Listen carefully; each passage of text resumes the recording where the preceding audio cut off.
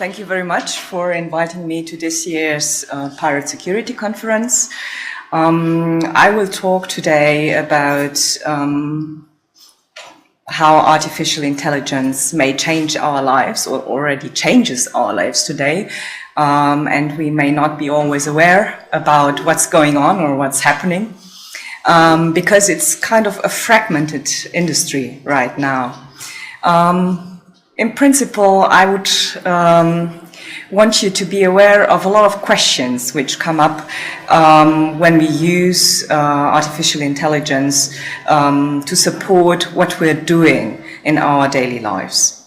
Now, obviously, digitalization is an evolutionary phenomenon, so it's something which happens because over the entire human history, we actually try to simplify our lives and to become the best version of ourselves, right? So it's a little bit about Maslow's pyramid, you know, so where we started and where we want to end up. Now, digitalization is part of this process and it offers new possibilities for economic and social development. Yet it always comes at a cost, so nothing is for free, right? We know it very well. So in order to proceed in a good direction, or to evolve in a good direction, we have to set the track right in order to minimize all those potential downsides of this process. So, as I said, AI is already there, so it's already part of our daily lives, and it has been integrated almost silently. It's not any longer something which is done by nerds or by specialists or dreamers. It's not any longer about scientific research or fictional communication, but it targets now really the broad society in all aspects of daily life. So, here I start with one question, and this is, how do we want to deal with AI in the long run? Now, what's the problem? The problem is actually, during the entire evolutionary process, that the amount of data kind of doubles every year. So it's data that reveals how we think, how we feel, that provides insights about our preferences and interests. And there are some estimates that in 10 years there will be around 150 billion interconnected sensors, which is about 20 times the size of today's population. And this data can be analyzed with little effort. So we have internet, we have server farms, so the calculation capacity increases tremendously in the past years. And this makes intelligent learning processes quite interesting. So AI can help evaluating this tremendous amount of information, and this is something which is out of the range of our human brain capacity and function. So this refers a little bit to my background, and I will tell you why, actually. So we personally are limited by the precision of our sensory systems. Everybody knows it. We introduce a lot of bias. The way we look at things, we feel things, we perceive things, it's all about bias. And our brain, although there are like 100 billion neurons, which each of them having 10,000 synapses, is not really capable of managing this amount of information in a way AI can do it, right? This is why progress is slow. So from inventing the wheel to today, there has been quite a span of time, though. But is this a problem, a true problem? Actually, I believe it's not really a problem, because obviously we are doing quite well in accessing environmental information and finding strategies to adapt to the environmental changes. Well, we are not any eaten by some lions or whatever, so we know how to deal with those dangers. Others do better than others. So, yeah, that's a quite individual thing as well. But most of it happens in an unconscious way. So we do not analyze and reflect everything and each and every possible option in order to come to a particular conclusion. So That's where actually differences in brain wiring, differences in experiences, and communication comes in. So this is what we call kind of social interaction. So we need others to correct ourselves, to get new ideas, to bring things forward, to shape kind of development. Now, all these processes are very time-consuming, as I said. So the question is, why should we not speed up our learning or these learning processes by using AI? And this is what happens actually today. So self-organized neuromorphic chips, so we have a couple of them, like NeuroGrid in Stanford, TrueNorth from IBM, BrainScales in Heidelberg, can process information around 10,000 times faster than our brain does, although they contain fewer neurons and synapses. So I think, if I remember correctly, BrainScales S has only around 4 million neurons and 1 billion synapses. So this is important or interesting, particularly in fields with high output and throughput of data. This involves topics I have been engaged on previously, like scientific research, drug development, and healthcare. So AI changed the way how we do scientific research today. So this is a fact. So meanwhile, it is possible to work upon a huge amount of hypotheses simultaneously. No individual human would be able to evaluate all those things during his entire working career. Within a short period of time, the knowledge we can access increases tremendously. For example, if you look at scientific publications, for each molecule you find an exhausting number of publications and information, how they react, what they're good for, what their mechanisms of functions are. And for every researcher, actually, evaluation of publications is really something which is time-consuming and insolvable. So if I remember my personal PhD time, where I spent 4 years in doing research, I managed around 3,000 publications, so 1.7 per day to read in order to get my research going, which is already quite a lot. So I know people who work just upon 18 publications during 4 years. But what I want to say is actually nowadays, for example, if we look at IBM Watson, which can evaluate like 70,000 publications in order to provide better insights for particular proteins, which play maybe key roles in cancer development, this is quite a huge difference, right?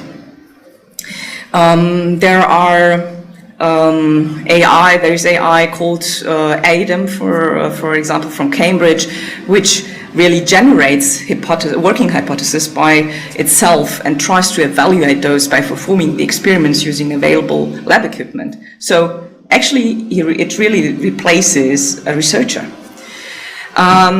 But it's not just about real experiments. Research changed in the sense that simulations become more interesting. So we do not always want to go in a living system in order to figure out what's happening. We can more easily understand at lower cost, try to understand particular processes by using simulations. Still, at this point, we may want to actually rethink ownership and access, right? So in the end, who owns this results, these things which are produced? Is it the AI system, the company which owns the AI system? Is it the researcher? Is it a society? Because these are really crucial issues in the end, right? And how can everybody have access to these insights, or does everybody need to have access? So those are really important questions which we need to solve already now. So we need to be aware that those things are happening and those questions are around, and nobody really provides true solutions to those until now.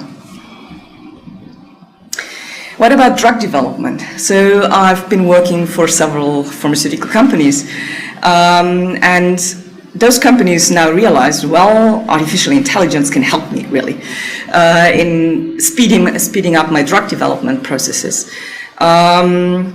It's something which is quite interesting for them because if you consider the developmental costs of a drug, which may rise up to 2.6 billion US dollar and take a long time to be developed. So usually they talk about 10 to 12 years for a drug, or around 8 years for a medicinal product.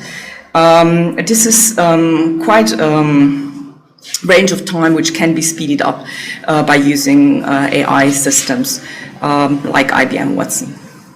So it's here about uncovering the potential of new therapies and to find new uses for already existing medicines. And this is particularly important because scientists estimate by now that there are around 8,000 therapeutic targets which might provide a basis for new medicines. But as the interaction is quite complicated in biological systems, it's really a challenge usually to identify the right target, and usually processes interact with each other. So usually it's not being done by having just one particular target addressed. So you need to figure out how to address multiple targets at the same time. And this will speed up drug development if you use AI. Nowadays, there's an estimate that AI can evaluate around 10,000 substances every day, which is really an unbelievable number. So when I started to do research, or when I started to study, this was never on my mind. From my personal experience, I learned actually that it's truly difficult for a company to set the right priorities in product development. And if they make a bad choice, actually it's very costly. It's not only costly for the company, but as well for us as human beings. And it has really an impact of all the medical products that are going to be marketed. So if one product fails, it's not just this one product failure which matters, it's actually relevant for everything which they sell, because the products become, for example, more expensive. But it's not only about the prioritization, it's as well about, as I said, the evaluation of drug combinations in an ethical way and in a less harmful way. And the question here is more, it's one thing to speed up research and development, but what does it mean for us, right? Will we really benefit from this change? Is it something which makes medicine more affordable for everybody? Will this be reflected kind of in the pricing of medicine? So these are really questions which everybody needs to ask themselves, especially if you get older and you are more dependent on medicine.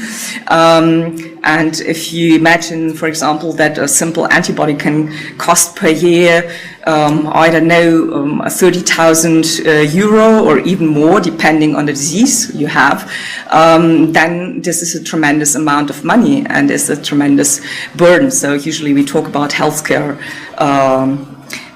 cost burden. And moreover, it's as well healthcare, which is an emerging and prominent area for AI research and application. As I mentioned previously, in the healthcare system, you have so many numerous sensors. So you have imaging procedures, gene analysis, and one single person can hardly oversee all this particular information. And now what's happened is that in the private market, healthcare AI startups have raised around 4.3 billion, I just need to read it, US dollar across 576 deals since 2013, which is topping all other industries. in AI deal activity. In the US, the FDA is already fast-tracking approvals for artificial intelligence software for clinical imaging and diagnostics. And this opened up new commercial pathways for over 70 AI imaging and diagnostic companies in the US. So using AI, researchers are actually starting to study and measure atypical factors that were previously difficult to quantify. So not everything is obvious, right? And here AI does provide additional insights on how to operate or how to treat patients in the end. In particular, it's quite important, one of the most important AI feature is pattern recognition, and this is used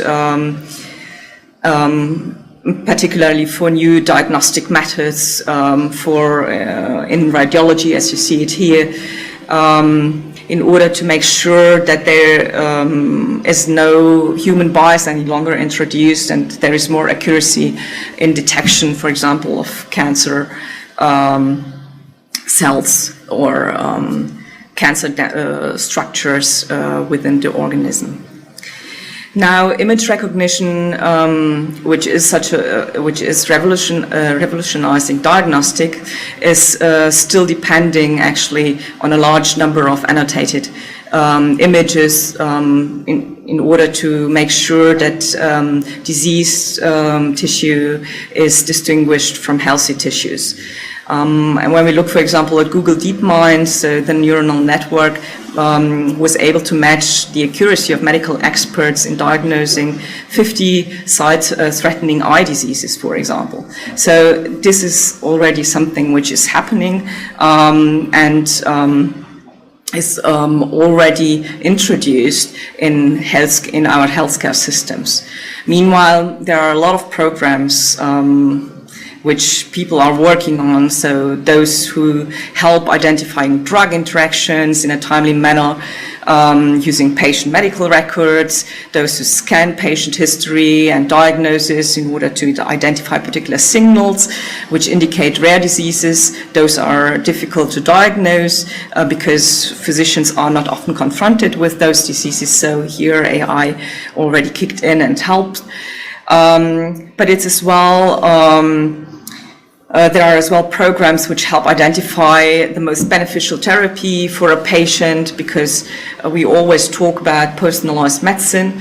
Every one of us, we are similar, but we are not identical, right? So every one of us reacts a little bit different on particular treatment opportunities. So the better the treatment matches our health condition, the better the therapy is for us. And more crucial, actually, there are already programs around which try to predict the likelihood of diseases. For example, Deep Patient does this. Those were just a few of those programs which rely on artificial intelligence in order to make healthcare easier. Now, there are still challenges, actually. So it's not that simple. There are technical and feasibility challenges that are unique to the healthcare industry. So there are no standard format or central repositories of patient data already available. So the AI companies need to rely on medical experts to annotate, for example, images, to teach the algorithm to work the proper way and to identify anomalies. Nevertheless, the tech giants and governments are investing heavily in annotation and making data sets publicly available to other researchers. So patient data is kind of the new gold currency.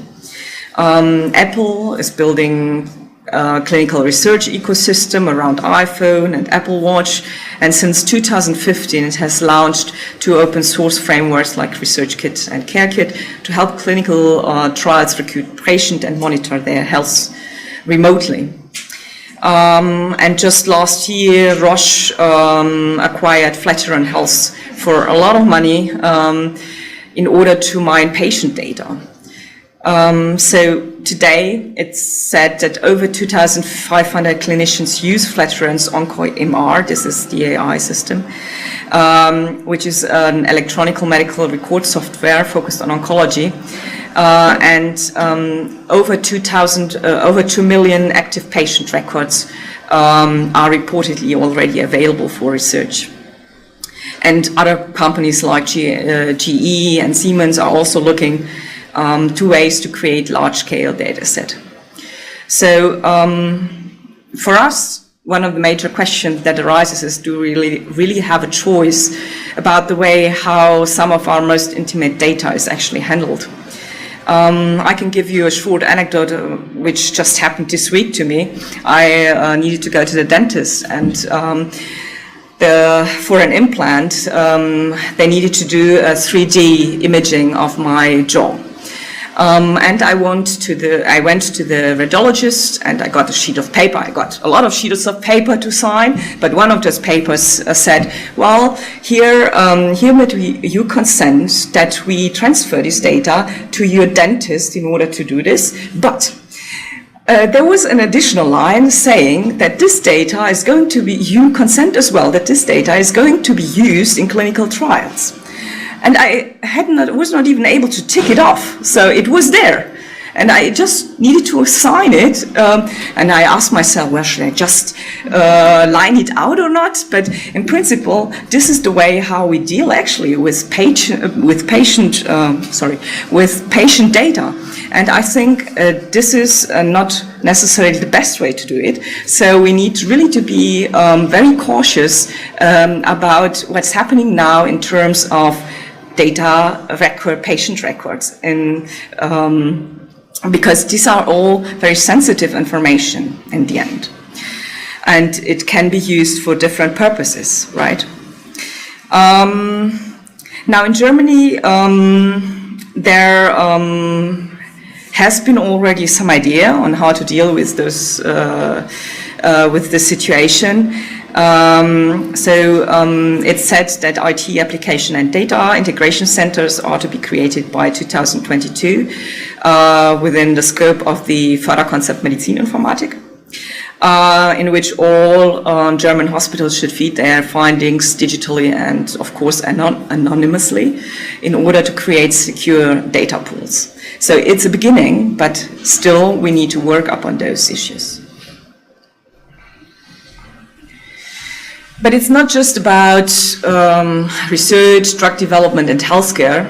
Just because I know more about those, I told a little bit more about those. In the end, it's about every quantifiable interaction with our environment, which is a potential target for artificial intelligence systems. And this includes, as I depicted it here, smart cities, mobility, financial transactions, even social interactions, including predictive policing or legal decisions. So in future, in cities where the mass majority of people will live, a large amount of the existing public infrastructure is underutilized, overused, used inefficiently due to lack of real information. And this is something which is going to be changed in future. So we are not there yet. In contrast to what I said previously to research and healthcare and drug development, here we still have to go a particular way, but I just want to raise awareness that AI is kind of surrounding us in future. Yeah, it's surrounding us already now in particular domains, but it will be even more broadly used as we may think today. So, for example, considering the infrastructure, I mean, everybody who spent like 10 minutes driving in circuits to find the right parking slot is kind of knows actually that there is a problem which needs kind of a solution, and AI is there. So in terms of infrastructure, the long-term vision is actually to have smart cities which are fully interconnected. But here again, surveillance, the question of surveillance comes into discussion. How can we prevent this in order to maintain our freedom, creativity, and diversity? Again, something to think about. how we want to live, how we want to deal with this topic. And when we look at mobility, even there artificial intelligence has many applications. It's kind of the externalized human brain in cars, which allows cars to understand the environment, direct us to gas stations or to recharge stations depending on our fuel level, or to change and adjust the trip direction according to the traffic situation. But here again, if things fail, if things do not work out the right way, who is actually responsible for this, right? So if AI decisions are made which have a negative outcome for human lives, how do we want to deal with the failure? And what kind of measures will be taken? So there are really a lot of questions which we need to be aware of and which we need to work up on in order to avoid things which we do not want to have, like in China. I just named citizen score.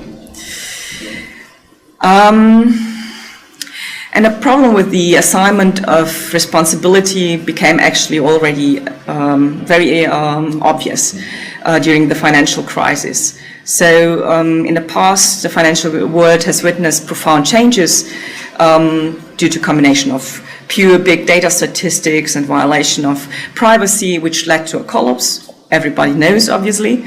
And society paid the price for it. So paid the price for what a few individuals and highly automated transactions actually led to, kind of. So in the end, what one needs to understand as well, if one is talking about AI and the use of AI, is that big data, in order for big data strategies to be successful in the long run, we need to respect certain things. I will refer to later on what I really imagine personally these things should be.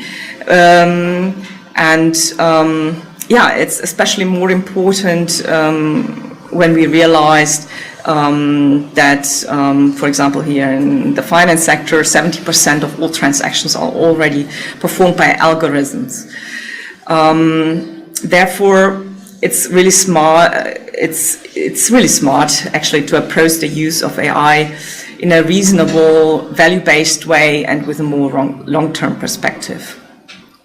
And this becomes particularly important if you look at social interactions. Even there you have AI, which is capable of influencing our social interactions. Here I just took an example, the example of predictive policing, which actually, where we need to be really cautious about stereotyping of people in a very unflexible way. And for me, this is actually a major concern. And we need really to be aware about the fact how we can actually protect ourselves against prejudices and stigmatization in the long run. And this is actually part of law violation as well. So legal decisions which make use of AI predictions of defendant behavior, for example, can potentially distort judgment processes as well.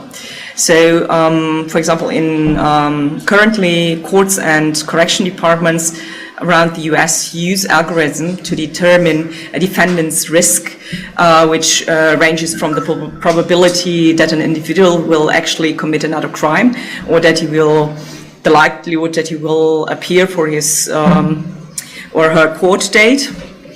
Yet I believe personally that assessing behavior is not really that trivial.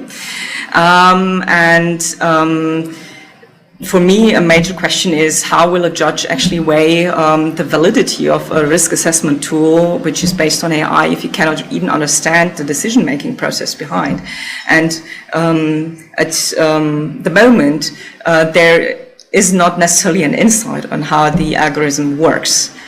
So not every judge really knows what the algorithm does. And therefore, I think it's really crucial to pay attention what kind of processes we are speeding up, because even for such processes, for legal processes, for example, already today it's difficult to reach consensus in different societies. So if we think about the concept of guilt, right? So in the US we have a different concept of guilt as we have here in Germany. So guilty until you prove innocence, or not guilty until you prove you are.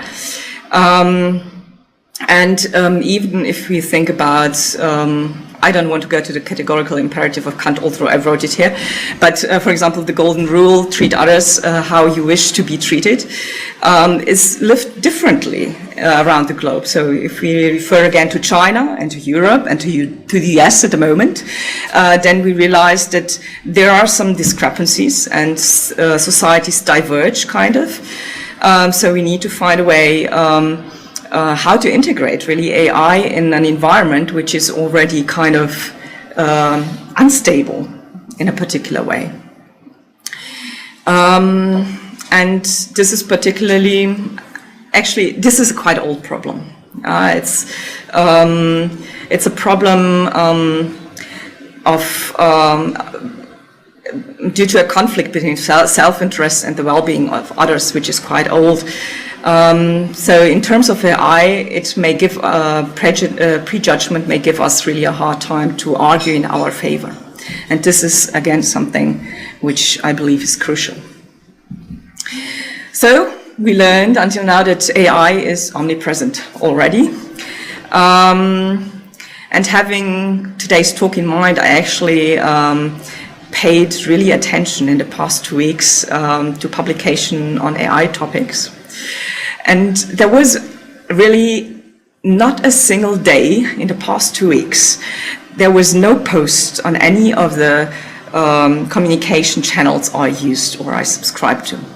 And this is something which I did not actually expect when I was a little bit younger and when I started to study. To me, it seemed as if it came kind of out of the nowhere. So there were years, as I said, of silence and neglection in the public opinion.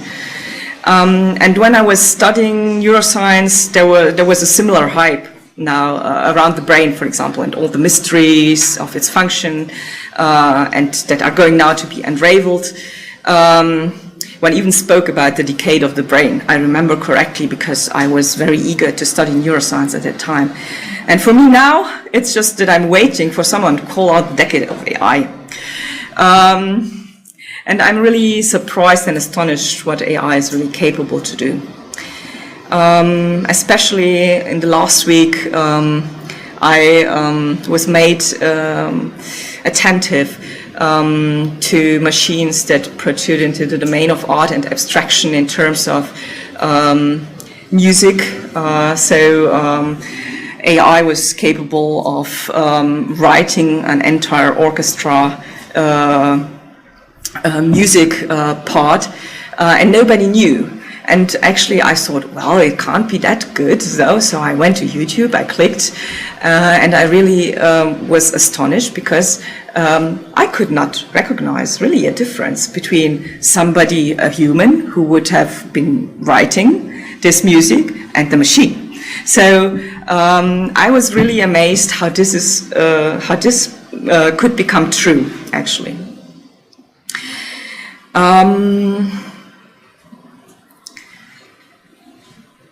Right. So I'm at the point where I want you to understand my personal development in this area of AI revival, kind of, and that things turned out to be far beyond my earlier imagination. And I thought I would never witness this actually during my personal lifetime, although I realized the development of computer power.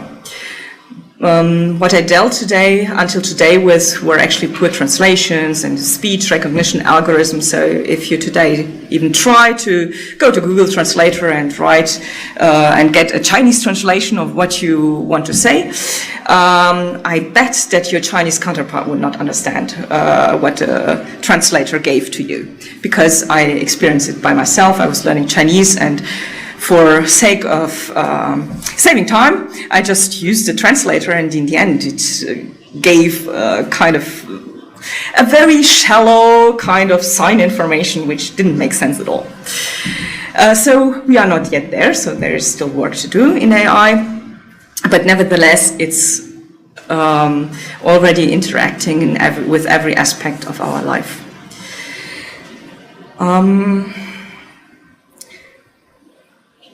Right. When studying neuroscience, actually, I just want to go back a little bit to the neuronal aspects of artificial intelligence. When I was studying neuroscience, neuronal networks were actually bashed, because they were not able to truly reflect the brain function and to help us understand better how our brain actually is working. And even projects like the Blue Brain project were criticized for the lack of computational power, and they were missing really insights of brain function. How can the machine really understand and do the things the brain does? So I grew up in an environment where actually neuronal networks were something, well, it's nice to have, it's a play, but actually it doesn't help you with your life. And now, at this point in my lifetime, I realized, well, you can do different things. They can learn, even though they are less complex than your brain. You can train them, and they will have a meaningful purpose in your life. They will build the foundation for new AI creativity. Arithmetic operations become neurons, and coupling those operations create neuronal networks which have a really powerful output. And this is something we changed. And now I imagine what happens to somebody who actually has not this background, who has not a scientific background, who didn't study neuroscience, who is not engaged with artificial intelligence. How will such a person actually cope with what is going to happen in the next couple of years? And there's a tremendous workload, especially for us as a society, to work upon. Now, on my previous slides, I actually tried to point out that we need to think over how we will deal with the opportunities and risks of AI in future, in order to avoid actually kind of a scenario similar as depicted by Orwell with 1984. We need to think about what life means to us.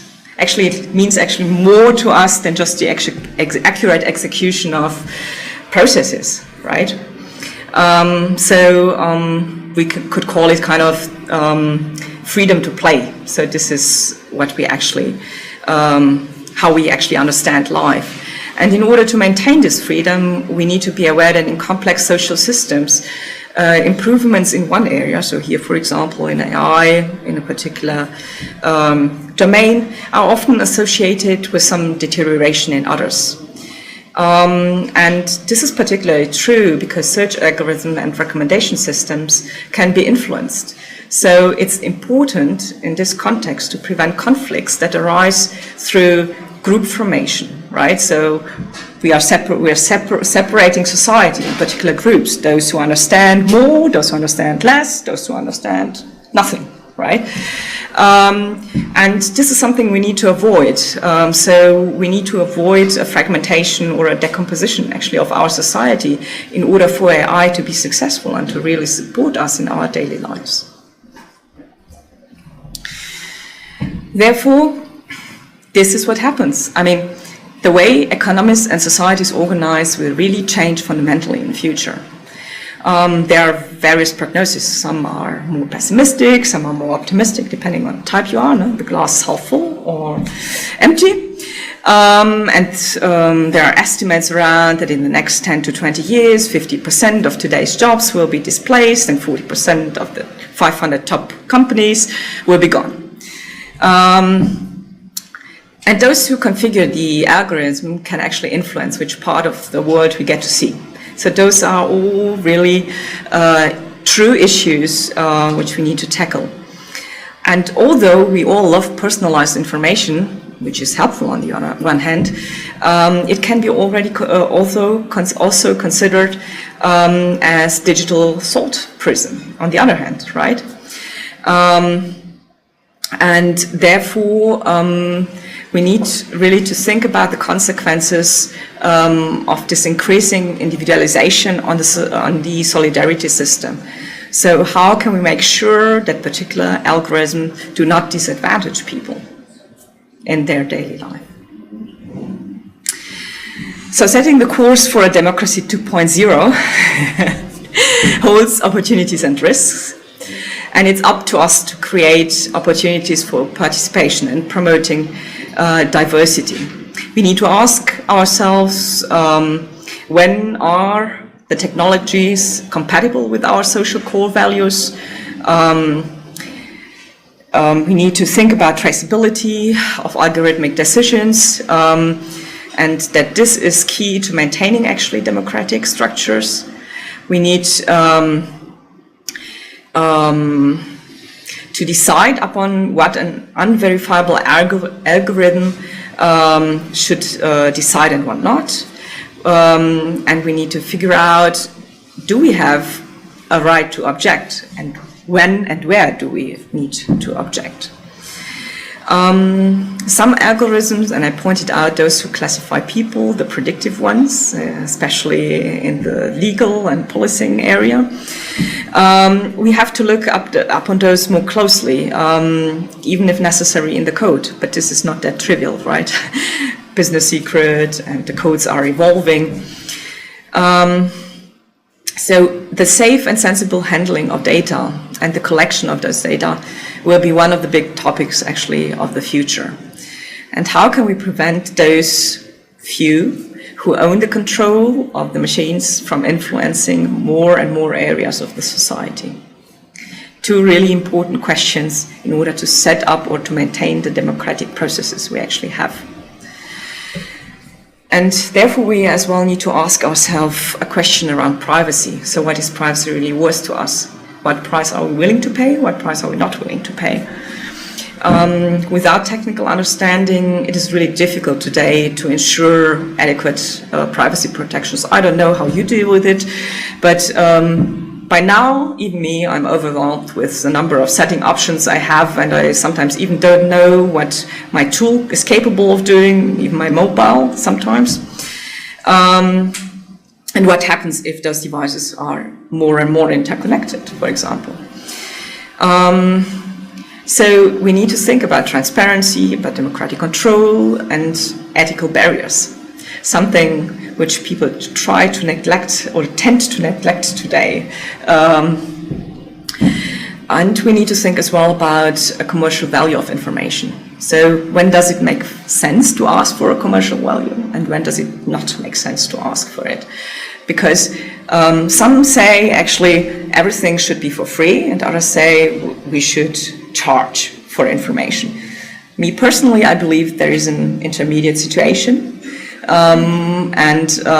There are actually areas where information has a value, and we should ask for this value and for payment, and others where everybody can benefit and they do less damage or harm the society less.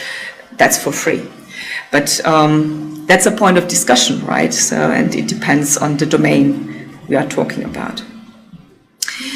And in the end, who is in charge of securing or addressing all those questions and making sure that AI is actually working in our favor and not against us? And at least to this question, I think the answer seems to be straightforward. It's each of us and together. So it's about collective intelligence, and for collective intelligence to work, information search and individual decision making definitely need to be independent of each other. So this requires necessarily informational self-control. So we need to decide upon the information we want to receive, the way we want to receive it. This needs to be actually in our hands. And we need to take responsibility for our actions in order to make sure that AI adds more degrees of freedom to our lives than the restrictions. So we need to constantly monitor and readjust AI. And we need to be as well aware that statistics provide only a fragmented picture of reality. So if the amount of data is big enough, obviously, there will be always a pattern in it. And patterns alone do not really help us understand the world. So the data get only sense or get a meaning if they are linked to additional sources of information. And usually we, as a human, provide this information. As the assessment is not really inherent to AI systems. And we should keep in mind that human thought processes are actually difficult to replicate. So this includes skills like conscience, compassion, friendship, love, anger. And we always have the opportunity to choose what we want. There are different opinions in terms of our degree of freedom of choice, I know. But let's keep it very simple. In principle, in the end, we can say yes or no, depending on our experiences and how our brain is shaped, how our synapses are formed, so forth. And moreover, imagination is key. So something which AI does not have. It's up to us. Our imagination shapes the world and shapes AI. So knowledge transfer, impact assessment is important. Unlike AI, we are actually usually capable to assess the consequences of our actions and thus are able to comply with laws. And we can deal with uncertainty, something with AI cannot do. And this is really important because this is part of how the brain actually works. So we are able to extract information from images, and with our universal intelligence, we are able to tackle complete unknown routes. So without additional support, something which an intelligent machine or vehicle cannot do. So we find always a way, even in an unexpected situation. It might not be always the best way, but it's not always about the best. It's about the situation. So we need to keep this in mind. So considering what has been said earlier, security, transparency, privacy, controllability, non-discrimination deserve special consideration when using AI. And the question is, how could a suitable catalog of measures for using AI could look like? On this slide, I depicted some ideas, not my ideas, just to make it clear. So a lot of people who are working in the field have made up their mind on how measures could look like in order to provide some answers to the questions I raised until now. I raised up during my talk until now. So according to my research, there were actually 10 points which came up. And it was perceived as important to decentralize the function of information systems, something which happens already, as I mentioned. It's about the support of informational self-determination and participation. It's about improving transparency for greater trustworthiness. It's about reducing information distortion and pollution. Everybody who is part of social networks knows how those work, so it's not about objectivity, it's about emotional, personal opinions. But here it's really important. I do not want to use the word facts because it's a harsh and hard word, and there are several facts around. So it depends on your on the system and perception you have. But still, we need to work upon this point 4 in order to come together and discuss things. There need to be, we need to enable user-controlled information filters, promote social and economic diversity, improve the ability of technical systems to collaborate, create digital assistance and coordination tools which help us. Support collective intelligence. As I said, I believe this is really important in order to maintain democratic principles in our society, and to ensure that everybody understands what AI is actually about and how they can make use of it, and to remove barriers in mindset. And this has been actually proposed, as I said, by a bunch of people who are working in this field, and I think personally that all of them make sense. But I believe at the same time that, as most of the processes among humans, it's difficult to implement them in the needed time, actually. I believe that AI is evolving faster than we are going to tackle those measures. And the question was as well, in the end, for myself, what would an ideal world with AI look like? And for me, it's about property. So I believe that is not helpful that large databases are in private hands, so that they need to be common property, that they need to be safely anonymized, oh, it's a difficult word, and that they need to be unsellable. But here I'm a little bit, as I said, I think it depends on the area, what you look at. I believe that internet and search engines should be managed by democratically legitimized and controlled parties, which are international, actually, in nature. And I think that it would be very useful if nobody is forced to provide own data without a consent, but in a consent in the right way, not, as I said, with my radiologist, so just sign and that's it. And if you use artificial intelligence, or if you want to use really artificial intelligence in areas where behavioral judgment is involved, then really we need to make sure that there is kind of a Prüfsiegel, I don't know, that seal of approval, that there is something installed which makes sure that they are constantly evaluated, and that there is a clear understanding what those algorithms actually do. And what I would want to have with AI easing up my life is time for personal development, for pursuing my own interests, for being able to pursue my own interests, and learning at the pace I want. So this is the freedom I still want to have when AI is set up in place. And herewith I would like to conclude kind of this talk around AI in our daily lives. Thank you.